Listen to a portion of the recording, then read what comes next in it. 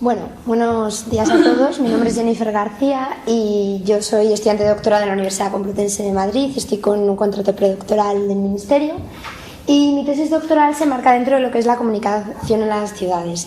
En concreto, esta es una parte de esta tesis y lo que estoy haciendo en esta parte es analizar las pantallas digitales en la ciudad y ver qué tipo de lenguaje publicitario tienen.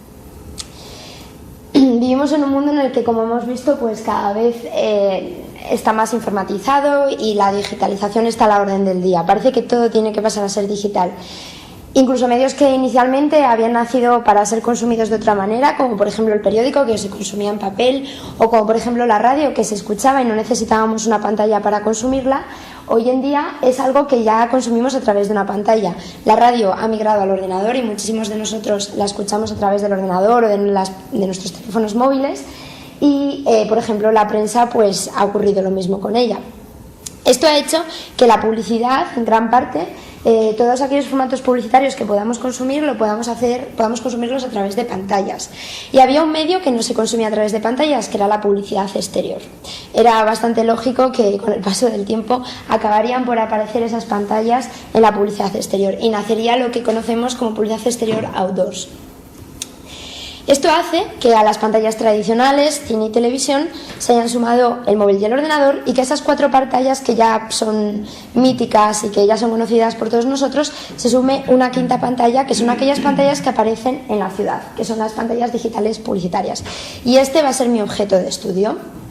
El objetivo principal que voy a tener en esta investigación es determinar qué tipo de contenidos tienen esas pantallas, de manera que estos contenidos consigan reducir la brecha comunicacional que existe entre el contenido publicitario y el transeúnte que va caminando por la calle.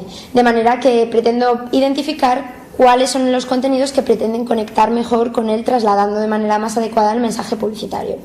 Lo que hice fue un análisis cualitativo de los diferentes recursos que se utilizan en las pantallas y para poder determinar qué contenidos aparecían. Y esto me permitió también determinar qué objetivos intentaban cumplir esas pantallas en la ciudad. Lo primero con lo que me encontré es algo que yo creo que ya todos sabemos, y es que ya no estamos en un espacio en el que caminemos sin pantallas. Vivimos en un mundo en el que tanto el mundo real como el mundo virtual cada vez se confunden más. Parece que no sabemos si estamos aquí o allá, no podemos distinguir bien qué es real, qué es virtual. Vivimos en un mundo en el que a veces no sabemos si las cosas ocurren en un espacio físico o en un espacio virtual. Y pongo un ejemplo. Imaginaros que hoy aquí recibís un audio de WhatsApp. Os ponéis a escucharlo, es de un amigo o una amiga y os reís. ¿Dónde os habéis reído? ¿En WhatsApp? ¿En Barcelona? ¿Dónde está vuestro amigo o vuestra amiga? Entonces es como que esos dos mundos, esos dos espacios se confunden. Y hemos pasado de ser un flaneur, un caminante, hablando en términos, ya sabéis, un poco exagerando, pero hemos pasado de ser un flaneur que iba disfrutando de la calle a ser un foneur. Parece que las pantallas son una extensión nuestra y que no nos podemos separar de nuestro móvil, allá donde vayamos. Lo que ocurre al final es que ese espacio público se ha terminado convirtiendo en un espacio privado, y me explico. Cuando nosotros salimos de casa, de nuestro espacio privado, al final lo que hacemos, no siempre, pero algunas veces, es ponernos nuestros cascos y seguir mirando la pantalla de nuestro móvil, de manera que vamos en nuestra propia burbuja, aislados de lo que nos rodea, y muchas veces hasta nos estampamos con alguien que nos encontramos por la calle porque estamos ahí sumidos en eso que es, pues al final, un espacio que sí que es público, pero que cada vez se privatiza más. Y lo que ocurre en este contexto es que los anunciantes, los publicistas, la comunicación publicitaria pretende llegar a nosotros. ¿Cómo lo hace? Pues muchas veces a través de otra pantalla, de manera que cuando levantamos la vista de nuestro smartphone o de nuestro iPod, nuestra tablet, muchas veces es para mirar otra pantalla que está en la ciudad. De esta manera, las pantallas al final acaban siendo como intermediarias de las relaciones sociales. Mientras antes yo iba a una plaza para comunicarme con una persona, ahora muchas veces voy a una plaza y lo que termino haciendo es estar con mi smartphone y si levanto la vista, mirar otra pantalla que haya en esa plaza. Estas pantallas, en su medida, las pantallas publicitarias, al final, uno de los objetivos que tienen es buscar y romper esa brecha que existe entre los espacios físicos y virtuales, y muchas veces lo hacen o lo intentan hacer a través de la interactividad. Otra cosa es que lo consigan o no, pero ese es uno de sus objetivos. Lo que ha ocurrido a través también de las pantallas digitales es que se ha remediatizado lo que es el medio de publicidad exterior. Cuando surgió, por ejemplo, la fotografía, la pintura se replanteó muchas cosas. Es decir, con los avances tecnológicos, al final los medios tradicionales, por así decirlo, se replantean cosas e intentan introducir cambios. Cuando aparecen las pantallas digitales, lo que hace la publicidad exterior tradicional, esa publicidad que encontramos en las calles, es replantearse la manera que tiene de comunicar. Lo hace de dos maneras, que son estas que tenéis aquí: la hipermediación y la transparencia. Entonces, en el primero de los casos, lo que ocurre es que lo que hacen esas pantallas digitales es simplemente incorporar contenido que se estaba comunicando en otros soportes o en otros medios como la televisión o la radio, cogen y los incorporan, muchas veces sin incluso modificarlo, los incorporan directamente a esas pantallas digitales. Pero sin embargo, y este es el caso interesante, es cuando esas pantallas digitales recurren a la transparencia. Es decir, el medio desaparece. La pantalla digital deja de ser importante como tal, simplemente es un medio para comunicar, pero lo importante en ella real es el contenido, de manera que este contenido tiene que ser un contenido totalmente adaptado a esa pantalla y creado para ella, no simplemente una transformación del contenido que se ha encontrado en otros medios como la televisión. En este caso, lo que ocurre es que se diseña por ello un lenguaje visual y un lenguaje publicitario que es semipúblico, porque está siendo consumido en un espacio que ya no es tan público como lo era antes, pero tampoco es un espacio privado como es el de nuestras casas. Además, la publicidad exterior, para lograr ese mensaje, a la hora de configurar ese mensaje semipúblico, ese lenguaje semipúblico, tiene que tener en cuenta varias cosas. En primer lugar, que es importante que incorpore elementos de otros lenguajes, elementos que sabemos que funcionan, como por ejemplo, elementos que aparecen en los lenguajes artísticos y que sabemos que van a llamar la atención de las personas.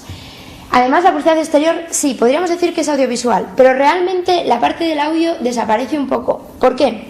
Pues porque al final sí que podemos incorporar contenidos visuales y sería posible incorporar contenidos audiovisuales a través, pues, de, por ejemplo, altavoces, pero no es el día a día de las pantallas digitales en la calle. Y también podríamos incorporar un audio a esas pantallas digitales a través de alguna aplicación para un smartphone y demás, pero la cuestión es que la gente al final no se las va a descargar y no va a ser algo que podamos implementar en el día a día. Además, si había algo que tenía la publicidad exterior que la diferenciaba con respecto a otros medios, era que la publicidad exterior no era fugaz. Tú antes ponías una valla publicitaria y podía estar ahí un mes. Eso con las pantallas digitales ha desaparecido. Nos encontramos con mensajes que duran 30 segundos, un minuto, pero al fin y al cabo mensajes fugaces. Y como tales tienen que ser mensajes que implementen un lenguaje icónico, es decir, o simbólico, es decir, que cualquier persona pueda identificar qué está ocurriendo en ese anuncio de manera rápida. Y nos tenemos que olvidar de crear narrativas o lenguajes más complejos que quizás en otros medios sí se podrían crear. Y todo este lenguaje lo que pretende es buscar o configurar perfect moments. Perfect moments al final son experiencias, una experiencia que una persona al ver esa pantalla genere de manera que esa experiencia le permita recordarla. ¿Cómo se puede lograr esto? Bueno, pues la manera más común es imitando a la interactividad de los transeúntes.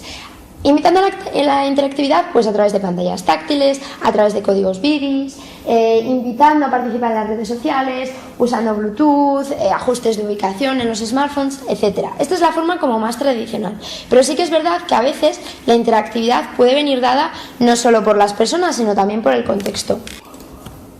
Por ejemplo, en este vídeo se ve cómo en las pantallas digitales, aparte de interactuar como lo suelen hacer con el público, también pueden interactuar entre ellas y de esa manera se consigue llamar la atención del público. Este es un ejemplo de un anuncio de Netflix y bueno, pues lo que se hace en él es que vemos cómo la interactividad se interactúa no solo con el público, sino también se está interactuando con otros anuncios que inicialmente parece que no tienen conexión, pero que luego, si la persona se para a observar las pantallas, se da cuenta de que al final pues todas intentan anunciar lo mismo. Otra manera de hacerlo, imágenes íntimas, imágenes que hacen que configuremos una pantalla como un espejo. Esto generalmente se ha utilizado sobre todo en pantallas que más que publicitarias pretendían ser artísticas, pero hay ejemplos como este es el contenido que se proyecta en una pantalla en la sede de Roca, en la tienda Insignia en Madrid. También creo que aquí en Barcelona hay algún contenido parecido. Entonces, esta es una pantalla que está en la calle, la gente pasa por allí y es una manera de llamar la atención porque al final nos muestra pues la pantalla ejerce como espejo y lo que se nos muestra es esas escenas íntimas que todos vivimos en nuestra casa, de manera que se traslada algo íntimo a un espacio totalmente público.